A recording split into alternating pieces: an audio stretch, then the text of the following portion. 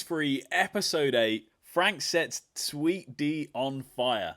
In their quest to becoming famous, Frank, Charlie and Mac search for the newsworthy footage in public access. If you don't know what public access is, ultimately it was just a form that anyone could get on TV. We see it now a lot across social media platforms like TikTok Live and everything like that, so it hasn't gone away. Fun fact about this, the dancing guy is actually based off a real person on Venice Beach, and they actually approached the guy on Venice Beach to be in the show, but he was a bit mentally unwell, so they ultimately just casted someone else. This episode was also ahead of its time, and it was actually made before Kim Kardashian was known as Kim Kardashian, I guess.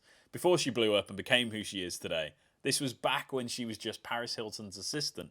It should also be noted in the podcast, Glenn also emphasises his hatred around the Kardashians and how they just get famous first and then do whatever after. The gang is also quite in agreement of that. Fun fact as well, this is actually the first time they use real VFX. I mean, this is the first time they've actually used a special effect. The special effects on the fire previously were just lit fires. They were just real fires.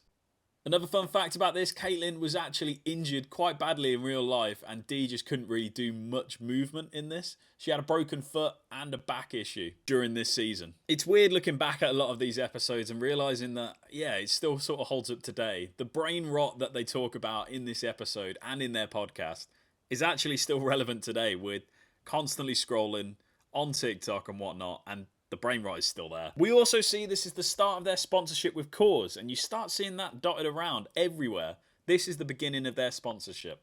So keep your eyes open, you'll be able to spot it in most episodes following this. Glenn also talks about in the podcast, he's actually gone to the club just completely sober to try and have a conversation with people, and it's just torturous, which is probably what inspired this episode a bit more.